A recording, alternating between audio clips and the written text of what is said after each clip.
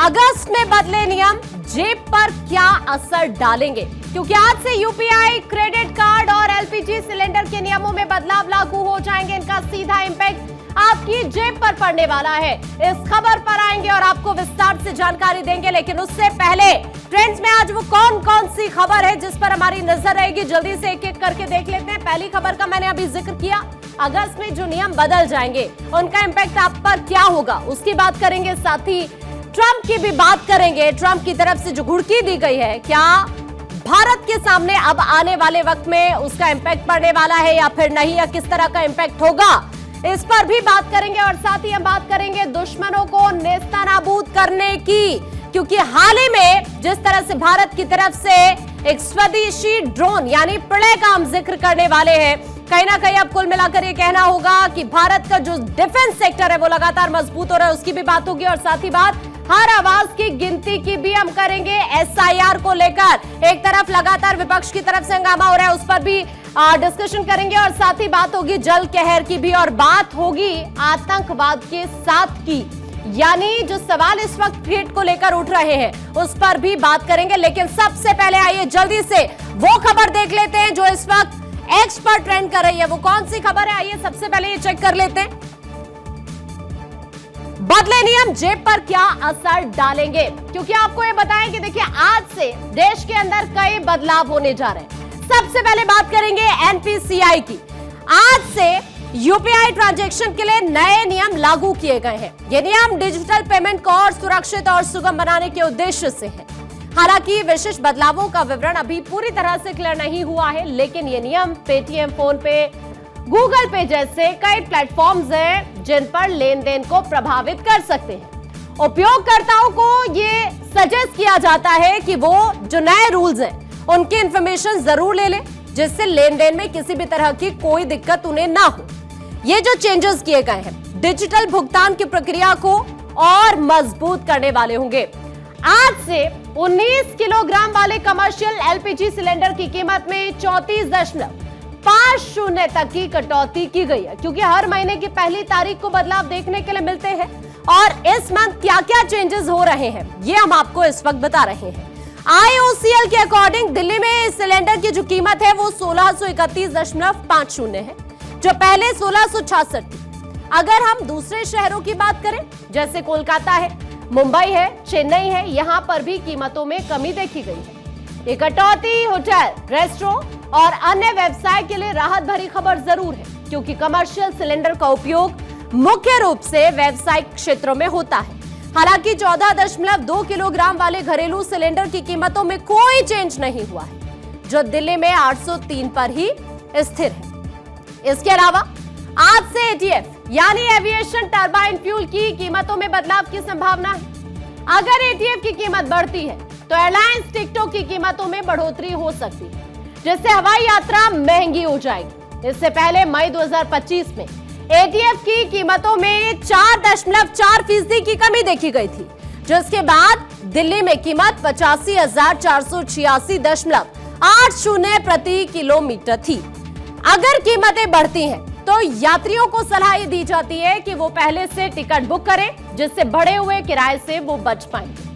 ये बदलाव हवाई यात्रियों के बजट पर सीधा सीधा इंपैक्ट डाल सकता है। आज से कई दूसरे वित्तीय बदलाव भी लागू हो रहे हैं, उनको भी आप जान लीजिए। सीएनजी और पीएनजी की कीमतों में वृद्धि की संभावना है, जिसका इंपैक्ट ऑटो, कैब और घरेलू रसोई के खर्च पर पड़ सकता है। अप्रैल 2025 के बाद इन गैसों की कीमतों में कोई बदलाव नहीं हुआ था, लेकिन अब वृद्धि की आशंका है। इसके अलावा स्टेट बैंक ऑफ इंडिया यानी एसबीआई 11 अगस्त 2025 से अपने को ब्रांडेड क्रेडिट कार्ड्स पर मुफ्त हवाई दुर्घटना बीमा कवर बंद करने जा रहा है, जिसका इंपैक्ट कार्ड धारकों पर पड़ने वाला है। ये बदलाव आम लोगों की जेब और दैनिक जीवन पर सीधा इंपैक्ट डाल सकता है। तो ये तमाम वो चेंजेस हैं जो आज से देश के अंदर लागू हो जाएंगे। अब आइए आगे बढ़ते हैं, जल्दी से कुछ और खबरें देखते हैं। और अब देखते हैं ट्रुथ पर वो कौन सी खबर है जो इस वक्त ट्रेंड कर रही है। तो ट्रुथ की बात करें, ट्रंप की घुड़की नहीं झुकेगा भारत। बिल्कुल आप सही सुन रहे हैं।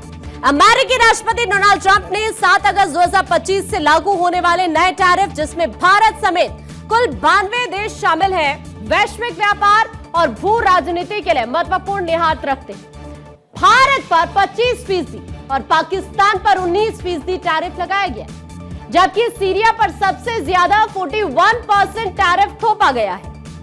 बहुत जरूरी है, अगर हम देखिए आर्थिक प्रभाव की बात करते हैं, आपके लिए यह समझना बहुत जरूरी होगा, वो मैं आपको बताऊंगी। लेकिन जल्दी से आपको एक बड़ी खबर इस वक्त सामने आ रही है, वो बताएंगे। आपको यह बता दें कि हाल ही में राज्यसभा की कार्यवाही शुरू हुई, लेकिन विपक्ष की तरफ से एक बार फिर से एसआईआर को लेकर हंगामा किया गया और अपडेट इस वक्त यह है कि राज्यसभा की कार्यवाही को स्थगित कर दिया गया है। सोमवार तक के लिए राज्यसभा की कार्यवाही स्थगित हो गई है और इससे पहले आपने लोकसभा की कार्यवाही भी देखी, 2 बजे तक के लिए स्थगित करना पड़ा क्योंकि विपक्ष की तरफ से लगातार हंगामा किया जा रहा है एसआईआर को लेकर। और इस बीच अब राज्यसभा को लेकर यह खबर इस वक्त सामने आई है, सोमवार सुबह 11 बजे तक के लिए राज्यसभा की कार्यवाही को भी स्थगित कर दिया गया। आज सुबह से आप देख रहे हैं एसआईआर को लेकर विपक्ष की तरफ से लगातार हंगामा किया जा रहा था। इस बीच जानकारी यह मिल रही है कि हाल ही में जैसे आज भी एक बार फिर से राज्यसभा की कार्यवाही 12 बजे शुरू हुई, तुरंत कार्यवाही को स्थगित करना पड़ा क्योंकि विपक्ष लगातार हो हल्ला कर रहा है एसआईआर पर।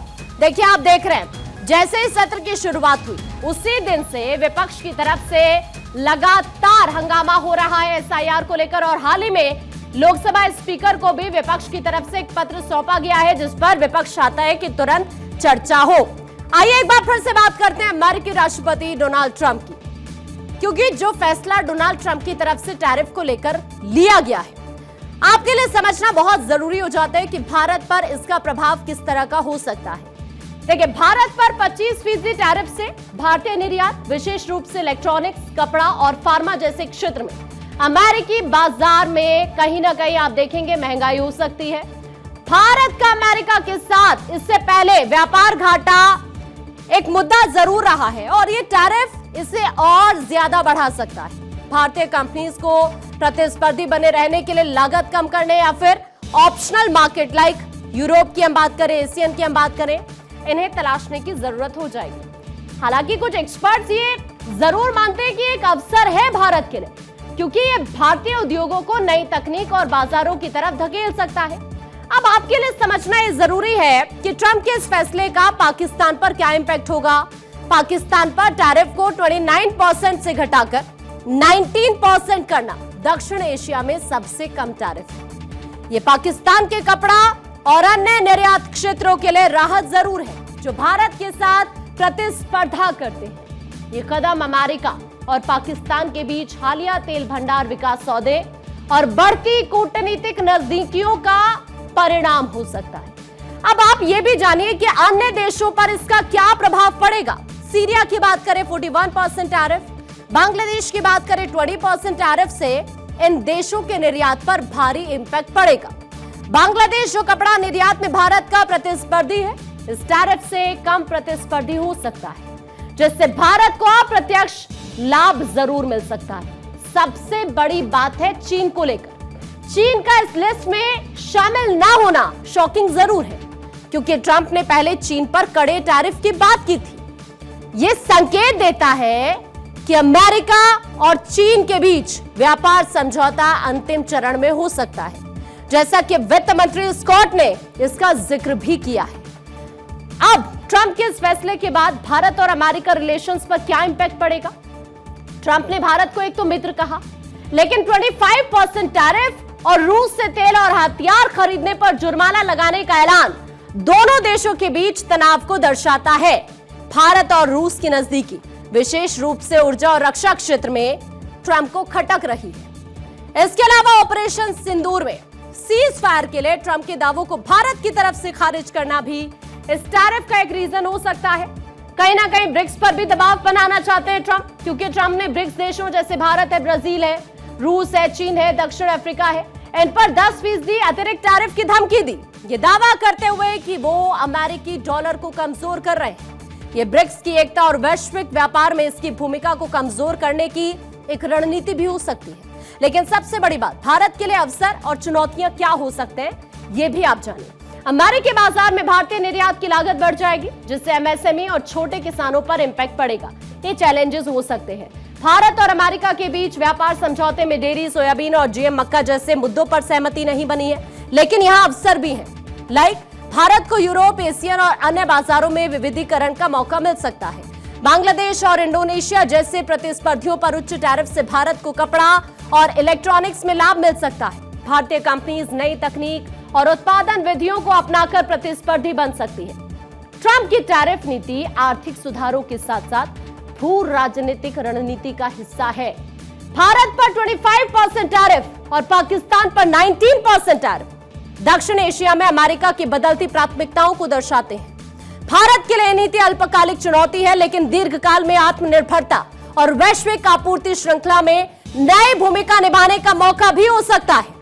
भारत को अमेरिका के साथ व्यापार समझौते के अंतिम रूप देने, वैकल्पिक बाजार तलाशने और रूस के साथ रिलेशंस को संतुलित करने की रणनीति अपनानी ही होगी। लेकिन इन सब के बीच ट्रंप है कि मानते नहीं। कम से कम जिस तरह से स्टेटमेंट व्हाइट हाउस से सामने आ रहा है, उससे ये तो क्लियर है, उस स्टेटमेंट को प्रेस सेक्रेटरी व्हाइट हाउस के हवाले से बताया गया कि इसे सुनकर अंदाजा लगा लीजिए कि ट्रंप नोबेल पीस प्राइज के लिए कितने उतावले नजर आ रहे हैं। व्हाइट हाउस की तरफ से दरअसल दावा यह है कि ट्रंप को पीस पुरस्कार इसलिए मिलना चाहिए क्योंकि औसतन हर महीने उन्होंने एक जंग रुकवाई है। लेकिन ये स्टेटमेंट क्या है, एक बार आपको ये जरूर सुनना चाहिए। The president has now ended conflicts between Thailand and Cambodia, Israel and Iran, Rwanda and the Democratic Republic of the Congo, India and Pakistan, Serbia and Kosovo, and Egypt and Ethiopia. This means President Trump has brokered, on average, about one peace deal or ceasefire per month during his 6 months in office. It's well past time that President Trump was awarded the Nobel Peace Prize. इसके अलावा US secretary Marco Rubio का statement भी tariff war के मद्देनजर काफी important है। Rubio ने fox radio को दिए एक इंटरव्यू में इस बात का जिक्र किया था। कुछ ग्राफिक्स हम आपको दिखाएंगे और उनके जरिए बताएंगे कि आखिरकार यहां पर जो जिक्र उनकी तरफ से किया गया, कुल मिलाकर बहुत सारे सवाल जरूर उठते हैं। देखिए, उन्होंने जो स्टेटमेंट दिया भारत अमेरिका को लेकर, विदेश नीति में 100% सहमति संभव नहीं है, इस बात का जिक्र करते हुए वो यहाँ पर नजर आते हैं। मार्क रूबियो की तरफ से कहा गया कि भारत की ऊर्जा जरूरतें बहुत बड़ी है, इस बात का वो यहाँ पर जिक्र करते हैं। चूंकि भारत अमेरिका का रणनीतिक सहयोगी है, लेकिन विदेश नीति में 100% सहमति हमेशा संभव नहीं हो सकती। वो ये मानते हैं कि भारत की ऊर्जा जरूरतें बहुत बड़ी है और इसी वजह से वो रूस से तेल, कोयला और गैस जैसे संसाधन खरीदता है। रूबियो ने इस बात का जिक्र किया कि रूसी तेल पर प्रतिबंध लगे हुए हैं और इसीलिए रूस उन्हें वैश्विक कीमतों से कम दाम पर बेच रहा है और भारत उसे खरीद भी रहा है। दुर्भाग्यवश इससे रूस को यूक्रेन के साथ जंग जारी रखने में मदद मिल रही है और यही रीजन है कि हमारे रिश्तों में एक अहम चिंता का कारण बना हुआ है। वो यहाँ पर इस बात का भी जिक्र करते हैं कि भारत के साथ अमेरिका के कई सहयोगात्मक पहलू भी हैं। ये तमाम बड़ी बातों का जिक्र उनकी तरफ से किया गया, लेकिन राष्ट्रपति डोनाल्ड ट्रंप की नाराजगी इस बात से है कि दुनिया में अन्य ऑप्शंस के होते हुए भी भारत लगातार बड़ी मात्रा में तेल रूस से खरीद रहा है, जिससे यूक्रेन युद्ध को वित्तीय मदद मिल रही है। अब आगे बढ़ेंगे, आइए कुछ और खबरें देखते हैं और अब जल्दी से देखेंगे इंस्टाग्राम पर वो कौन सी खबर है जो इस वक्त ट्रेंड कर रही है।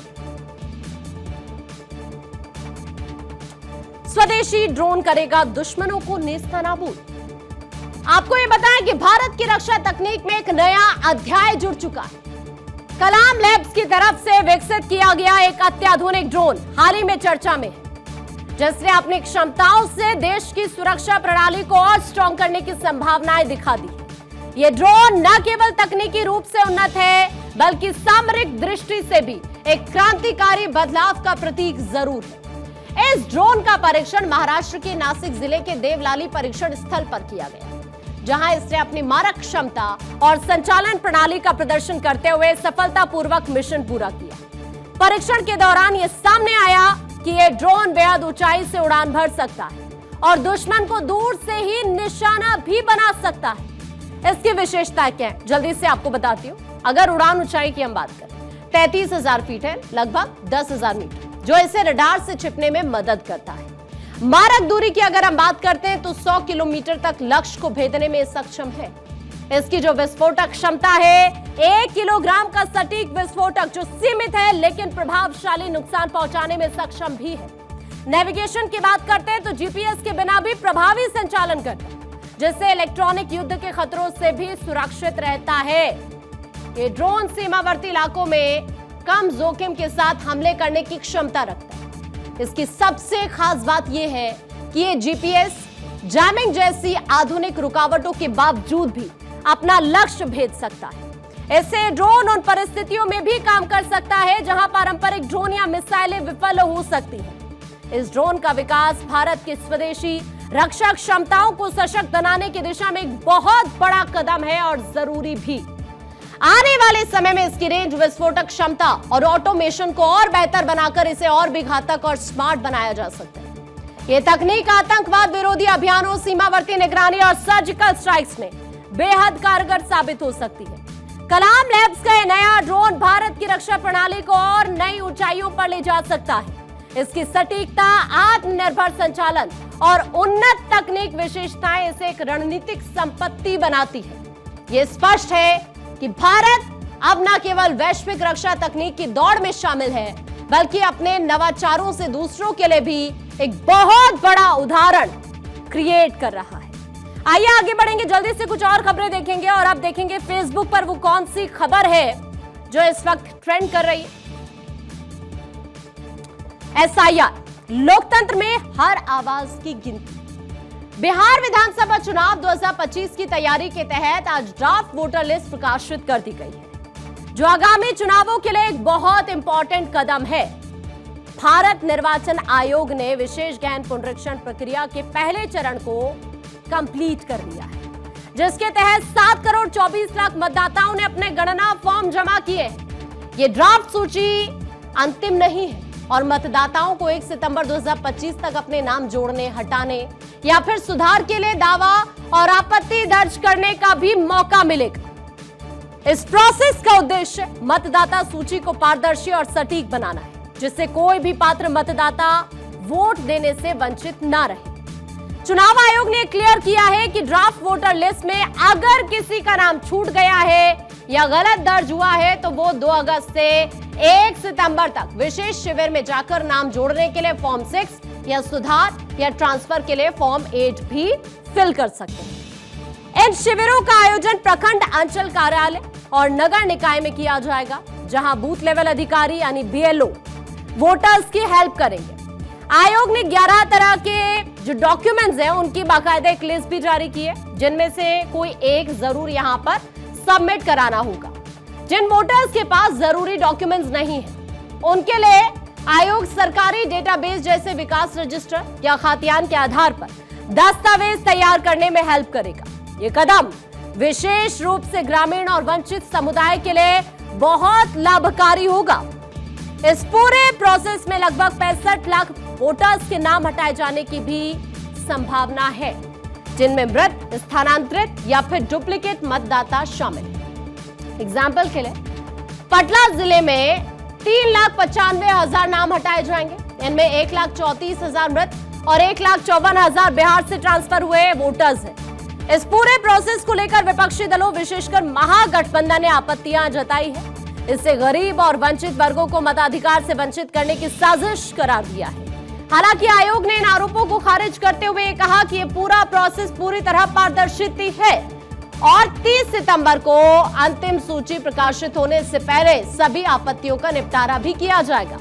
बिहार विधानसभा चुनाव जो संभवतः छठ पूजा के बाद अक्टूबर-नवंबर 2025 में होंगे, उनके लिए मतदाता सूची बहुत इंपॉर्टेंट है। आयोग का लक्ष्य है कि कोई भी पात्र मतदाता छूटे नहीं और सूची में केवल वैध मतदाताओं के नाम ही शामिल हो। आइए आगे बढ़ेंगे, अब जल्दी से कुछ और खबरें देखेंगे और अब देखते हैं यूट्यूब पर कौन सी खबर है जो इस वक्त ट्रेंड कर रही है। शहर शहर जल कहर। देश के कई ऐसे हिस्से हैं जहां पर मानसून की झमाझम बारिश ने जनजीवन को बुरी तरह से प्रभावित कर दिया है। दिल्ली एनसीआर की अगर हम बात करते हैं तो पिछले 24 घंटे में यहां पर जो बारिश हुई है उसने सड़कों को तालाब में बदल कर रख दिया, जिससे यातायात व्यवस्था पूरी तरह ठप हो गई कई इलाकों में। हरियाणा और यूपी के भी कई इलाके हैं जहां पर जोरदार बारिश ने जलभराव की स्थिति पैदा कर दी है, जिससे वाहनों की रफ्तार थम गई और लोगों को भारी परेशानी का सामना करना पड़ा। भारतीय मौसम विज्ञान विभाग ने Delhi, NCR, UP, Haryana, Bihar, Jharkhand, Rajasthan, MP, Himachal Pradesh, Uttarakhand और जम्मू कश्मीर के लिए येलो और ऑरेंज अलर्ट जारी कर दिया है, जिसमें आज से 5 अगस्त तक हल्की से मध्यम और कुछ ऐसी भी जगह है जहां पर भारी बारिश की चेतावनी जारी कर दी गई है। मौसम विभाग ने बिजली गिरने और तेज हवाओं के साथ बारिश की संभावना भी जाहिर की है, जिससे लोगों को सतर्क रहने की सलाह दी गई है। बिहार और झारखंड की अगर बात करें, यहां पर भी भारी बारिश ने बाढ़ जैसे हालात पैदा कर दिए हैं। बिहार के कई जिलों में नदियां खतरे के निशान से ऊपर बह रही हैं, जिससे नदी किनारे बसे गांव में पानी भर गया है। झारखंड के जामताड़ा में एक पुल तेज बहाव में ढह गया, जिससे 150 से ज्यादा गांवों का संपर्क टूट चुका है।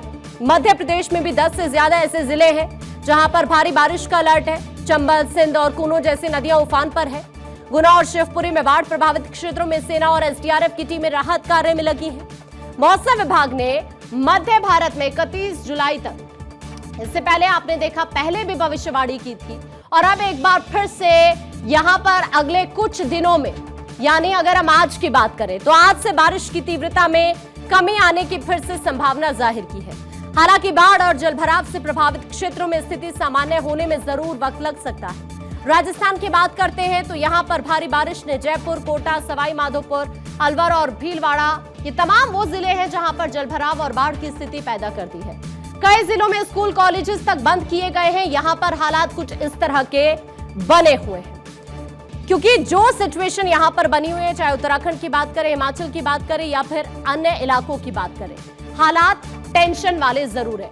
आइए कुछ और खबरों की बात करेंगे और अब व्हाट्सएप पर भी देखते हैं कौन सी खबर इस वक्त सबसे ज्यादा सुर्खियों में है। आतंक का साथ नहीं चलेगा क्रिकेट का राग।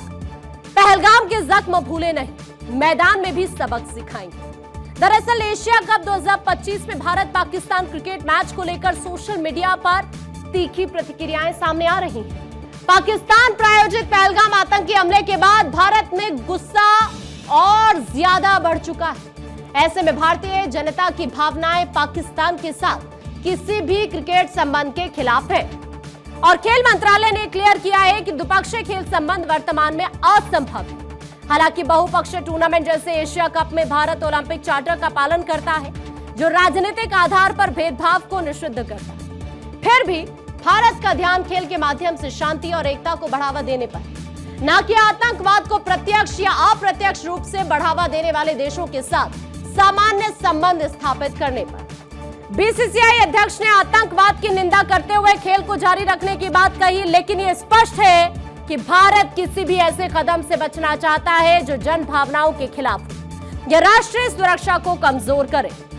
आतंकवाद के खिलाफ जीरो टॉलरेंस नीति अपनाते हुए देश अपनी जनता की भावनाओं और सुरक्षा को प्राथमिकता देता है। एशिया कप में भाग लेने का फैसला भारत की खेल भावना को दर्शाता है, लेकिन ये किसी भी तरह से पाकिस्तान के प्रति नरमी का संकेत नहीं है। हालांकि बहुत लोग जरूर इस वक्त नाराजगी जाहिर कर रहे हैं। और फिलहाल ट्रेंड्स में आज के लिए इतना